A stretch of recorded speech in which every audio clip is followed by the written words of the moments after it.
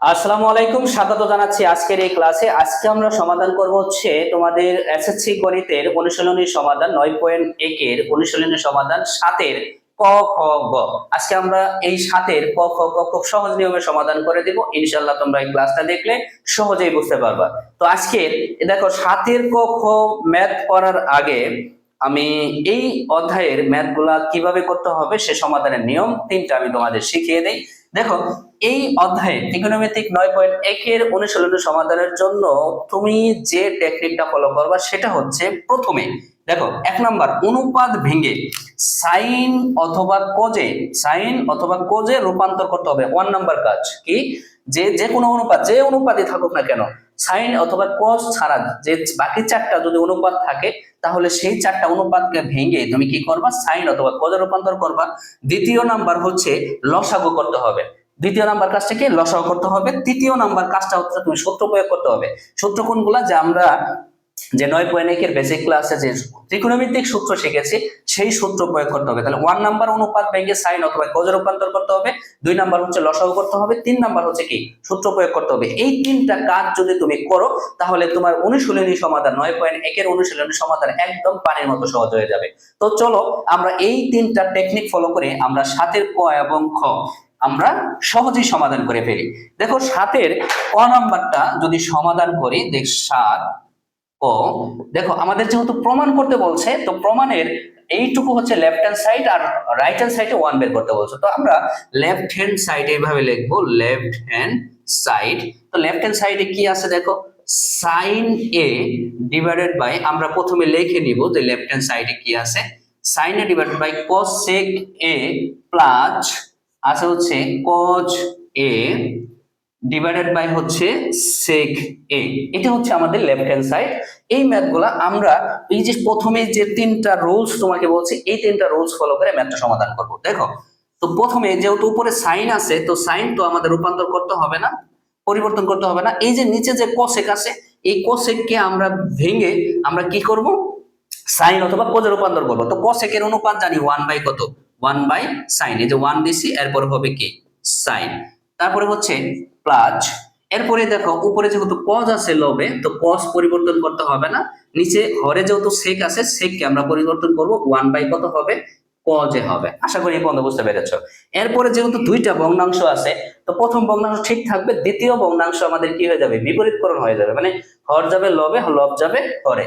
তো এরকম যে সাইন হচ্ছে প্রথম ভগ্নাংশ, সাইনটা রাখলাম, গুণন দিলাম। এরপরে এই সাইনটা যে হরে আছে সেটা যাবে লবে, আর 1 যাবে নিচে। এটা কিন্তু তোমরা জানো যে কিভাবে হয়।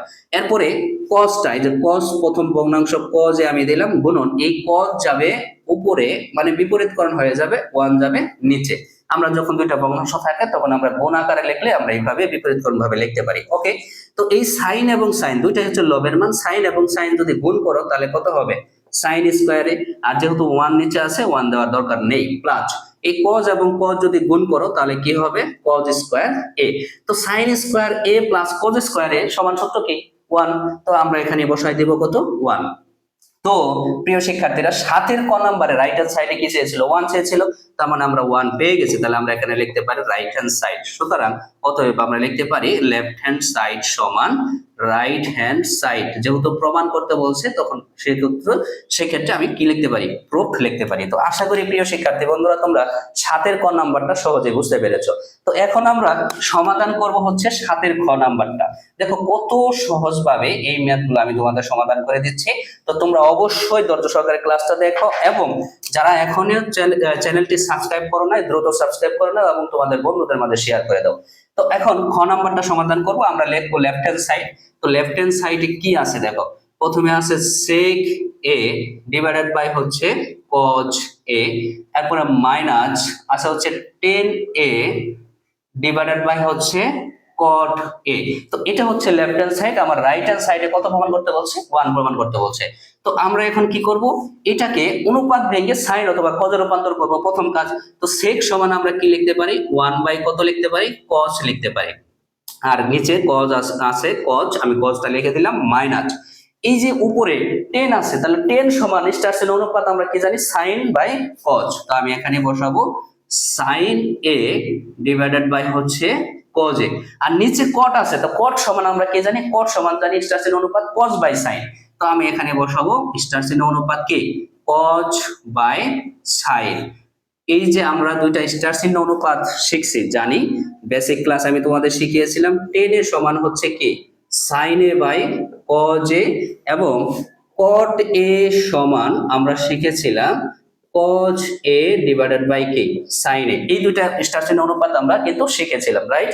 তো এই দুইটা অনুপাতে আমি এখানে বসাইছি, প্রথমটা টেন এর সমান সাইন বাই কজ, আর নিচেরটা কট এর সমান কজ বাই সাইন। আশা করি তোমরা এটা অনুপাতটা কিভাবে ভাঙলাম সেটা তোমরা বুঝতে পেরেছো। এরপরে যেহেতু দুইটা ভগ্নাংশ আছে, তাহলে প্রথম ভগ্নাংশ 1 বাই cos এটা ঠিক থাকবে, গুণন দ্বিতীয় ভগ্নাংশ বিপরীতকরণ হয়ে যাবে।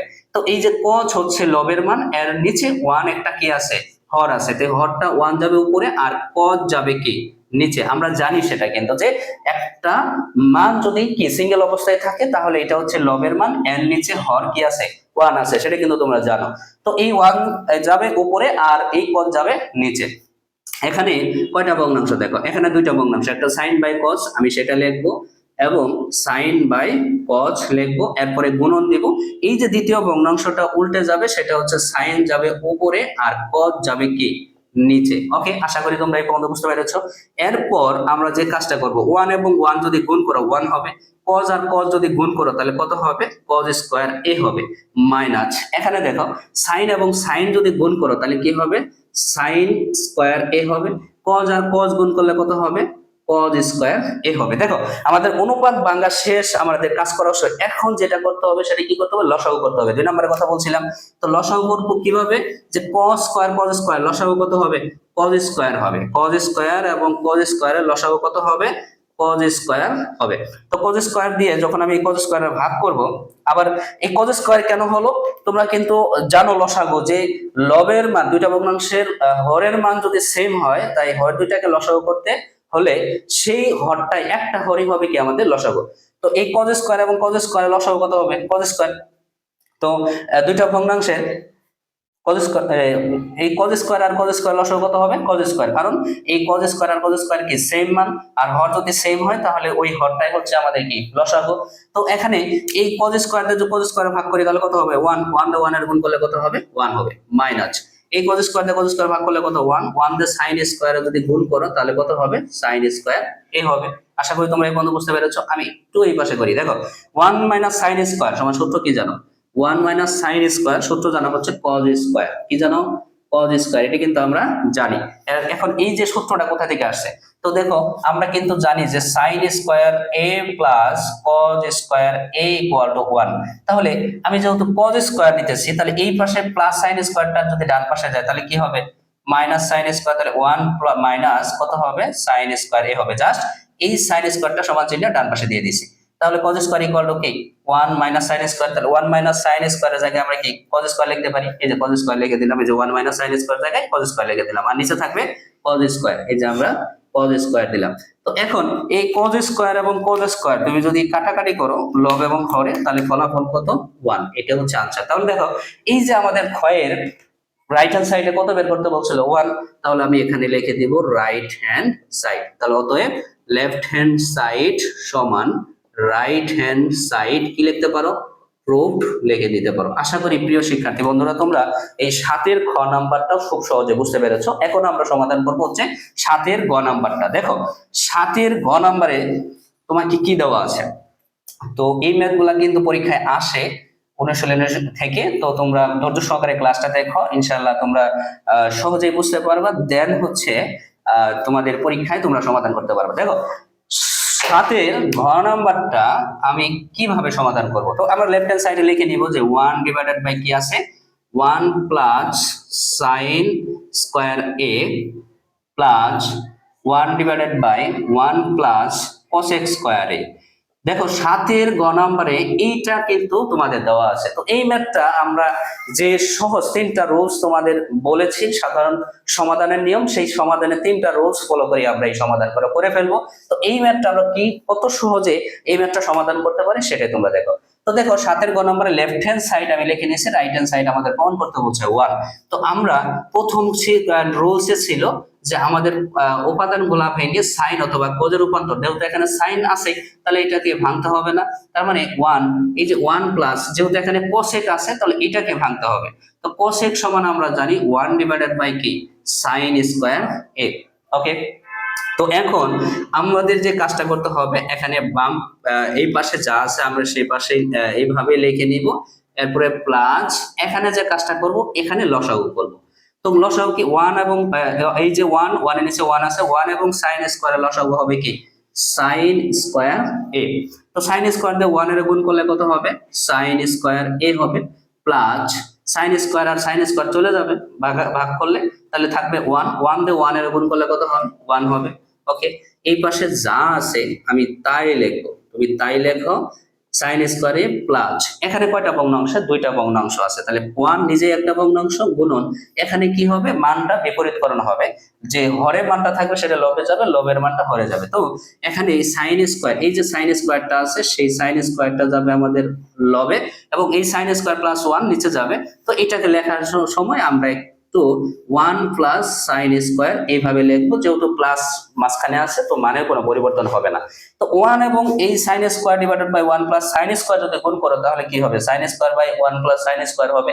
তো এই মানটা যদি হয় তাহলে এই 1 প্লাস সাইন স্কয়ার আর 1 প্লাস সাইন স্কয়ার এই দুইটা আমরা কি করব লসাগু করব, এই ভগ্নাংশ এবং এই ভগ্নাংশের মধ্যে 1 প্লাস সাইন স্কয়ার হরে আছে, 1 প্লাস সাইন স্কয়ার হরে আছে, তাহলে এই দুইটা আমরা লসাগু করলে, এই দুইটা ভগ্নাংশ লসাগু করলে আমাদের লসাগুটা হবে কি 1 প্লাস সাইন স্কয়ার, এই যে 1 প্লাস সাইন স্কয়ার, দুইটা 1 প্লাস সাইন স্কয়ার মানে কি একটা 1 প্লাস সাইন স্কয়ার হবে আমাদের লসাগু, তাহলে এখানে হবে 1 প্লাস সাইন স্কয়ার হবে আমাদের লসাগু।